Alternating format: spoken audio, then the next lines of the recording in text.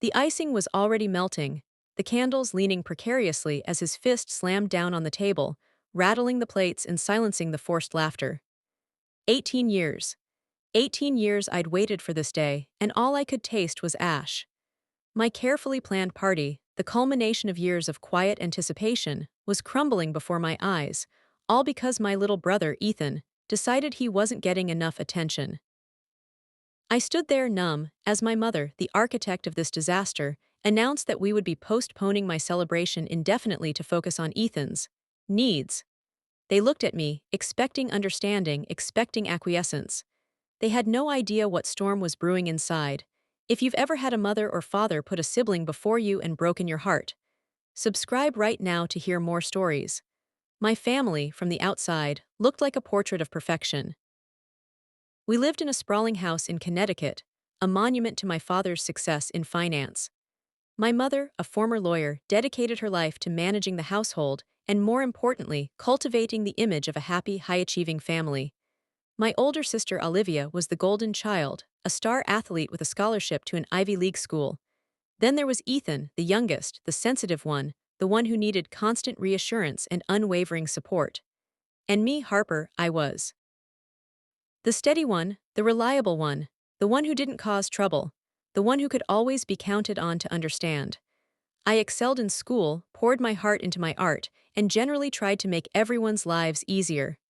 My 18th birthday was supposed to be my moment, a chance to step out of the shadows and be seen, really seen, for the first time. I had envisioned a small gathering of close friends, a bonfire under the stars, and maybe, just maybe, a glimpse of the future I was so eagerly anticipating. Instead, I got Ethan's tantrum. The favoritism had always been there, a low hum beneath the surface of our family life. Olivia could do no wrong, her athletic achievements lauded and celebrated at every turn. Ethan's slightest discomfort was treated like a crisis, his every whim catered to with an almost unsettling devotion. I, on the other hand, was expected to be self-sufficient, to handle my own problems, to never burden my parents with my needs. I remember one Christmas when Olivia received a brand new car, Ethan got a state-of-the-art gaming system, and I received a set of encyclopedias. For your mind, Harper, my father had said, completely missing the point.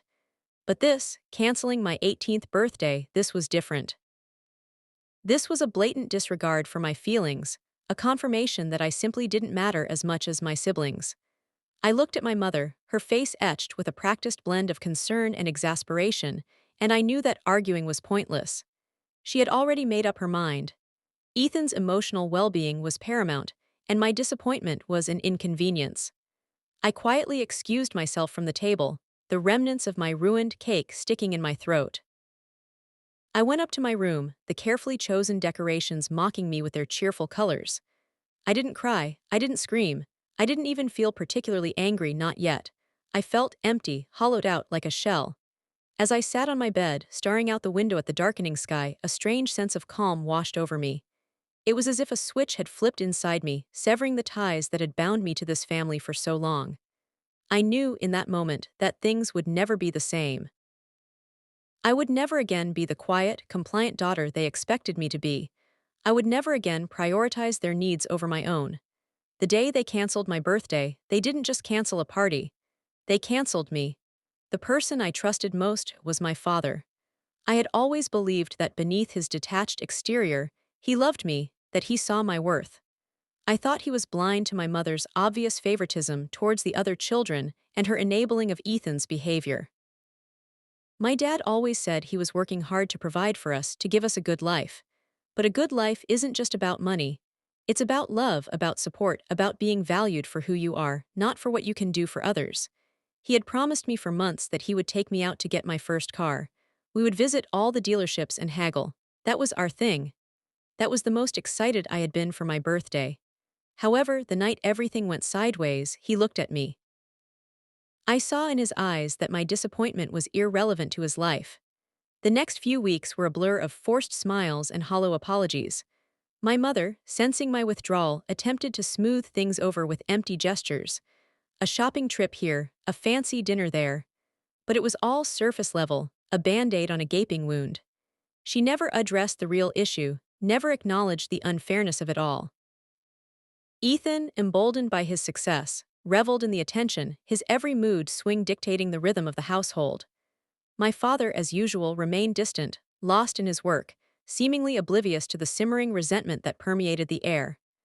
I tried to talk to him once to explain how I felt, but he just patted my hand and told me to be patient, that Ethan was going through a difficult time. "He needs us right now, Harper," he said, his eyes filled with a weary resignation. "You're strong, you can handle it." Those words, meant to be comforting, felt like a betrayal. I wasn't strong, I was breaking. I was suffocating under the weight of their expectations, their indifference. I spent countless nights lying awake in bed, replaying the events of my birthday in my head, searching for a different outcome, a different response. But there was none. The truth was, they didn't see me. Not really. To them, I was just Harper, the easy one, the one who didn't need anything. The one who would always understand. I started skipping meals, losing myself in my art, anything to escape the suffocating atmosphere of my home. My grades began to slip, my once vibrant paintings turning dark and brooding. My friends noticed my change in demeanor, their concerned questions met with forced smiles and vague excuses. I couldn't bring myself to tell them the truth, to admit that my perfect family was anything but. I was ashamed, embarrassed by their blatant favoritism, their casual disregard for my feelings.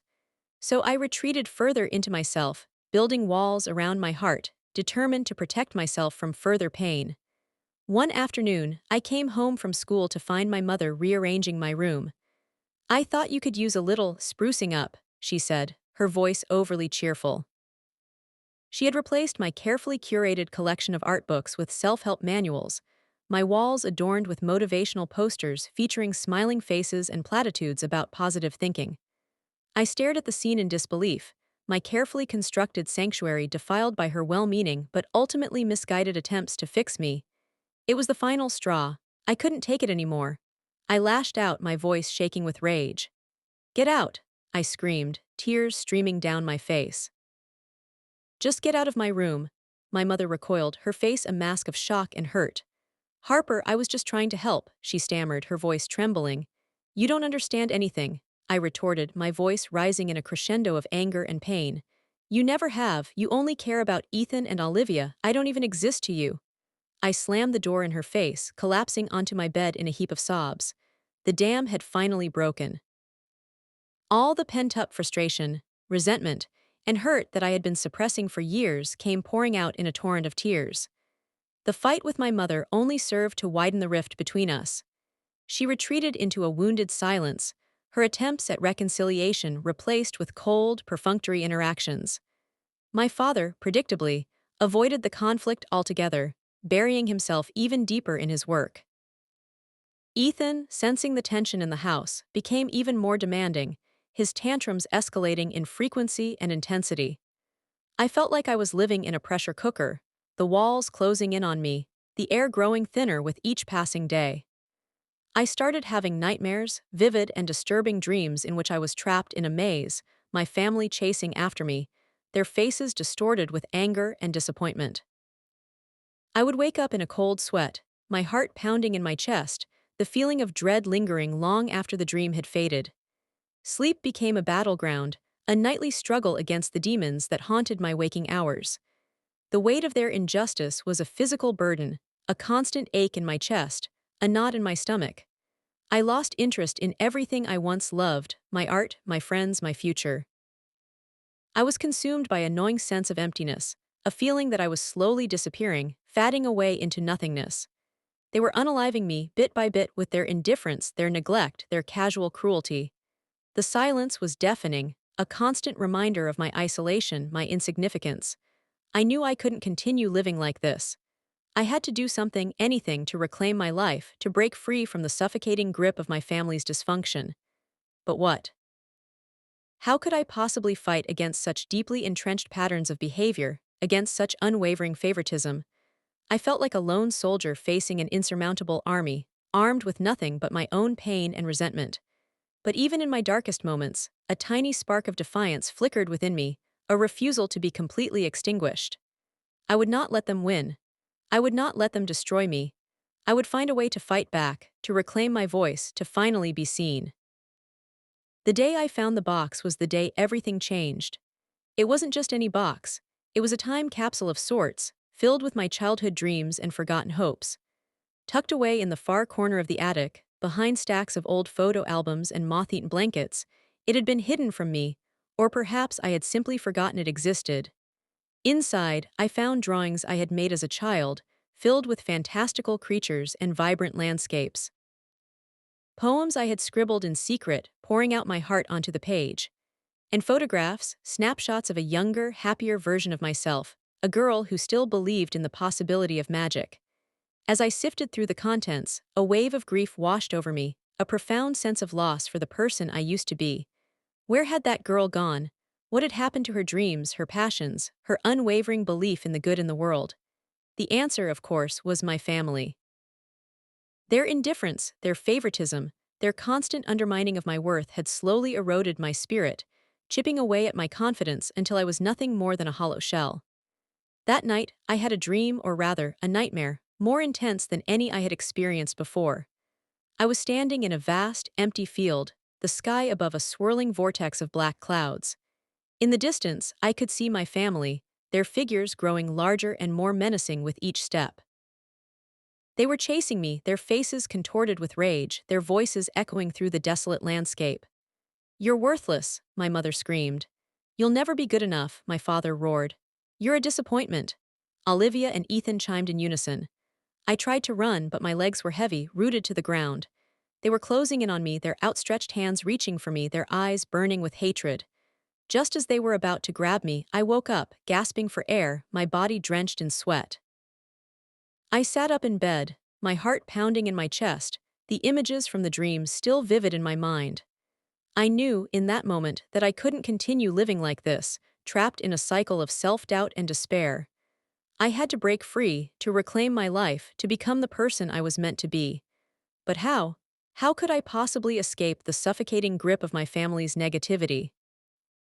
As I lay there, staring up at the ceiling, an idea began to form in my mind, a seed of rebellion that slowly began to sprout. It wouldn't be easy, but I was determined to find a way to fight back, to reclaim my voice, to finally be seen. The next morning, I woke up with a newfound sense of purpose. The despair hadn't vanished entirely, but it was now tempered with a cold, steely determination. I started by making a list, a detailed inventory of my family's weaknesses, their vulnerabilities, their deepest secrets. Olivia's carefully cultivated image of athletic perfection hid a crippling fear of failure, a constant need for validation that made her susceptible to manipulation. Ethan's fragile ego and insatiable need for attention could be easily exploited, turning him into a pawn in my game. My mother's obsession with maintaining the facade of a perfect family made her vulnerable to scandal, to anything that could tarnish her carefully constructed image. And my father, his weakness was his guilt, his nagging conscience that whispered of his failures as a husband and a father. I knew that exposing these weaknesses wouldn't be enough. I needed proof, concrete evidence to back up my claims. So, I started collecting information, gathering ammunition for my plan. I eavesdropped on conversations, rifled through their belongings, and scoured their social media accounts, piecing together a mosaic of lies, deceit, and hidden agendas. I became a master of disguise, a chameleon, blending seamlessly into the background, observing their every move, documenting their every transgression. They thought I was still the same quiet, compliant daughter they had always known, but they were wrong.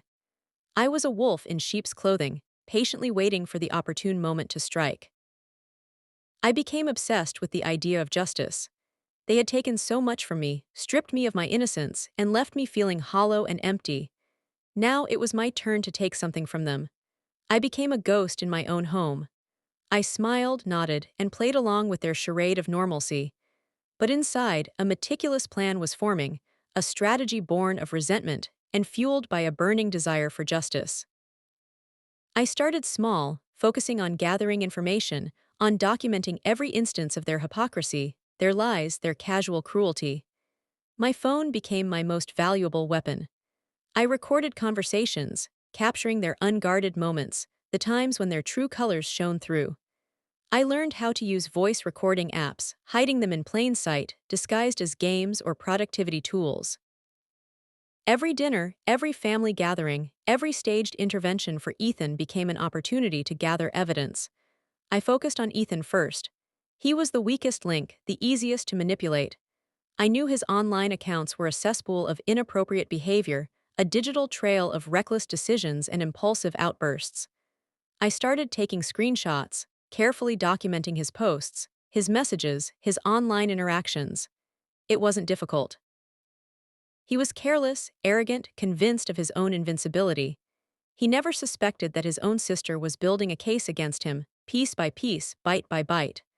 Olivia was a tougher target. She was more guarded, more disciplined, acutely aware of her public image. But even she had her vulnerabilities. I discovered her secret online shopping addiction, the thousands of dollars she was spending on designer clothes and accessories, all hidden from my parents, who believed she was saving for college. I found emails detailing her elaborate schemes to manipulate her coaches, to gain an unfair advantage over her teammates. I even uncovered evidence of her using performance-enhancing substances, a desperate attempt to maintain her athletic dominance. The deeper I dug, the more dirt I found, the more convinced I became that my family was a house of cards, built on a foundation of lies and deceit. My mother's weakness was her desperate need to maintain control, to present a perfect image to the world. I started subtly undermining her authority, questioning her decisions, challenging her beliefs, planting seeds of doubt in her mind. I knew that she was secretly terrified of being exposed, of having her carefully constructed world crumble around her. I began to hint that I knew about her past, about the mistakes she had made before she met my father, the secrets she had tried so hard to bury. I could see the fear in her eyes, the panic in her voice. She started becoming more erratic, more unpredictable, desperate to regain control of the situation. It was working. My father was the most difficult to crack. He was a master of detachment, emotionally unavailable, seemingly immune to my manipulations. But I knew that deep down, he was consumed by guilt, haunted by his failures as a father and a husband. I started subtly reminding him of his broken promises, of the times he had let me down, of the moments when he had chosen Ethan over me. I would leave old photographs lying around, pictures of us when I was a child, when he was still present in my life. I would casually mention things that he had said to me years ago, things that he had probably forgotten, but that still stung me to this day. I could see the pain in his eyes, the regret in his face. He started spending more time at work, avoiding me, avoiding the reminders of his failures. My plan was working perfectly. They were all falling apart, slowly, subtly, but surely. The hardest part was maintaining my composure, pretending that everything was normal. I had to smile when I wanted to scream, laugh when I wanted to cry, pretend to care when all I felt was resentment. There were close calls, moments when I thought I had been discovered, when my carefully constructed facade threatened to crumble. One night my mother came into my room while I was looking through Olivia's social media accounts. I quickly closed my laptop, my heart pounding in my chest. "What are you doing?" she asked, her voice suspicious. "Just homework," I replied, my voice trembling slightly. She stared at me for a long moment, her eyes narrowed, as if trying to see through me. Then she just nodded and left the room. I let out a shaky breath, relieved that I had managed to avert disaster. Another time, Ethan caught me recording one of his tantrums. "What's that?" he demanded, pointing at my phone. "Nothing," I said, quickly hiding the device. "Let me see," he insisted, reaching for my phone. I pulled away, refusing to let him have it. We struggled for a moment, his anger escalating, his face turning red. I finally managed to break free, running out of the room, locking myself in the bathroom. I could hear him pounding on the door, screaming and cursing. I stayed in there for hours, waiting for him to calm down, terrified that he would discover what I was up to. Despite the risks, I pressed on. I knew that I was playing a dangerous game, that I could lose everything if I was caught. But I was willing to take the chance. I had nothing left to lose. They had already taken everything from me. My goal was to expose them all, to reveal their true selves to the world. I wanted them to feel the same pain that they had inflicted on me, the same sense of betrayal, the same crushing weight of injustice. I wanted them to lose everything, their reputations, their relationships, their carefully constructed lives. And I wouldn't stop until I achieved my goal. Every day, I felt the anticipation growing, the excitement building. I knew that the moment of reckoning was approaching, the time when I would finally unleash my plan. It was going to be glorious. The breakthrough came unexpectedly during Olivia's birthday party. The entire facade of a happy family was on full display. Relatives I barely knew fawned over Olivia's athletic achievements, praising her dedication and talent. My parents beamed, basking in the reflected glory. Ethan, naturally, demanded constant attention, interrupting conversations and performing elaborate, attention-seeking stunts. I watched it all with detached amusement, like a spectator at a poorly staged play. It was during this orchestrated chaos that I overheard a conversation between my mother and Olivia. They were in the kitchen, ostensibly preparing food, but their voices carried clearly through the open doorway. "You need to be careful," my mother hissed, her voice low and urgent. "The scholarship committee is starting to ask questions about your improvement," Olivia scoffed. "They can't prove anything, I'm too good." "Don't be so sure of yourself," my mother warned. "Someone could easily make an anonymous tip, and if they find out about the product, everything will be ruined." The product, that was it. The missing piece of the puzzle. The key to unlocking Olivia's carefully guarded secrets. I slipped away unnoticed, my mind racing. Performance-enhancing substances. That explained everything.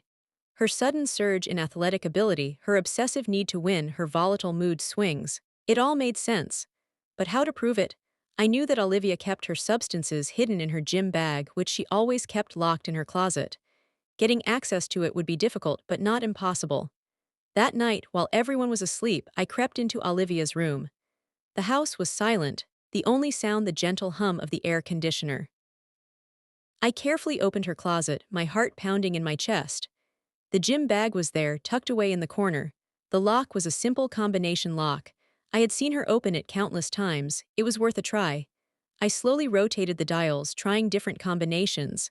Click, click, click, the lock sprang open. I carefully unzipped the bag, peering inside. There it was. A small, unmarked vial filled with a clear liquid. I took a picture of it with my phone, careful not to disturb anything else in the bag. Then, I carefully relocked the bag and returned it to its place in the closet. I crept back to my room, my mind buzzing with excitement. I had it. The proof I needed to expose Olivia's lies and bring down her carefully constructed world. The pieces were all falling into place. I knew how to break them all. I decided to orchestrate a family meeting. I sent a group text, masked as a message about Ethan's failing grades. "Family meeting tomorrow night, 7 p.m. sharp, be there." My tone was unusually assertive. They would suspect something but wouldn't know what. The next day I prepared. I gathered all the evidence I had collected. Ethan's inappropriate online activity, Olivia's substance use, my mother's incriminating emails, and recordings of my father's neglectful comments. I uploaded them to a secure cloud drive, creating a shareable link. I wrote a detailed email, outlining each family member's transgressions, attaching the evidence as proof. I scheduled the email to send automatically at 7:15 p.m. the following evening, 15 minutes into the family meeting. Just enough time to set the stage. That evening, everyone gathered in the living room. My mother looked concerned, my father looked resigned, Ethan looked bored, and Olivia looked smug. "What's this all about?" My mother asked, her voice sharp. "Ethan's grades," I said, feigning concern. "He's failing most of his classes." Ethan rolled his eyes. "I can handle it." "No, you can't," I retorted. "You're spending all your time online posting inappropriate things and getting into trouble." I glanced at my phone, checking the time. 7:05 p.m. "Speaking of inappropriate behavior," I continued, turning to Olivia, "I've noticed you've been acting different lately. More aggressive, more competitive. Almost like you're on something." Olivia's eyes widened. "What are you talking about?" "Don't play dumb," I said, my voice cold. "I know about the substances, I know you've been using them to cheat your way to success." My mother gasped. "Olivia, is this true?" Olivia's face turned pale. "Of course not, she's lying," I smirked. "Am I? Maybe you should check your gym bag." My father cleared his throat. "Enough," he said, his voice strained. "Let's not jump to conclusions." "Oh, I'm not jumping to conclusions," I said, my voice dripping with sarcasm. "I have proof." I paused, glancing at my phone again. 7:14 p.m., almost time. In fact, I continued, standing up and walking towards the door, I think it's time for all of you to see the truth. I reached for the doorknob, a wicked smile spreading across my face. Check your emails. The room went silent. My mother's face was the first to crumble. She grabbed her phone, her fingers trembling as she fumbled with the screen. I saw the color drain from her face as she read the email, her eyes darting from me to Olivia to Ethan, a mixture of disbelief and horror washing over her. My father was next. He put on his glasses, his brow furrowing as he scanned the message. A flicker of understanding, then shame, crossed his features. He looked at me, a question in his eyes, a silent plea for forgiveness. Ethan, ever the oblivious one, was the last to check his phone. His reaction was the most volatile. He started yelling, cursing, accusing me of lying, of trying to ruin his life. He lunged towards me, but my father stepped in front of him, holding him back. Olivia stood frozen, her face a mask of shock and denial. She stared at her phone, rereading the email, as if trying to convince herself it wasn't real. The evidence was irrefutable. Screenshots of Ethan's vile online posts, recordings of his angry outbursts, emails detailing his academic failures, photos of Olivia's hidden stash, lab reports confirming the presence of prohibited substances in her system, emails outlining her manipulative schemes. Audio recordings of my mother's desperate attempts to control the narrative, financial records exposing her secret spending habits, and transcripts of my father's neglectful comments, his broken promises, his emotional detachment. The truth was out. The facade was shattered. The house of cards had collapsed. The aftermath was swift and brutal. Olivia's athletic scholarship was revoked. Her coaches, her teammates, her friends all turned their backs on her. The shame was too much to bear. She became a pariah, ostracized and alone. Ethan's online accounts were shut down. His reputation was ruined. He became a laughingstock, the subject of endless mockery and ridicule. His future prospects vanished overnight. My mother's carefully constructed image was destroyed. Her social circle evaporated. She became a recluse, hiding from the world, consumed by guilt and regret. My father lost his job. His reputation was tarnished. He became a shell of his former self, haunted by his failures and his inability to protect his family. The family imploded. The fights were constant, the accusations relentless, the resentment palpable. They turned on each other, blaming each other for their downfall, tearing each other apart. The house became a war zone, filled with anger, bitterness, and despair. I watched it all unfold with a sense of detached satisfaction. I had achieved my goal. They had lost everything. Their reputations, their relationships, their carefully constructed lives. They were broken, defeated, and utterly miserable. And I felt nothing. The anger had subsided, the resentment had faded, the burning desire for revenge had finally been extinguished. I was empty, hollow, devoid of emotion. I packed my bags and left. I didn't say goodbye. There was nothing left to say. I started a new life, far away from them, far away from the pain and the lies. I focused on healing, on rebuilding, on finding my own path. It wasn't easy. The scars ran deep. The memories lingered. But I was determined to move forward, to create a better future for myself. Years passed, I rarely thought about them. When I did, it was with a sense of indifference, a distant curiosity. I had moved on. They were stuck in the past. One day, I received a letter from my father. It was a long, rambling letter, filled with apologies, regrets, and a desperate plea for forgiveness. He wrote about how he had lost everything, how he had finally realized the extent of his failures, how he wished he could turn back time and make things right. He asked if I could ever forgive him, if there was any chance of reconciliation. I read the letter with a sense of detachment, a coldness that surprised even me. I thought about all the pain he had caused me, all the years of neglect and disappointment. I thought about the sacrifices I had made, the opportunities I had missed, the dreams that had been shattered.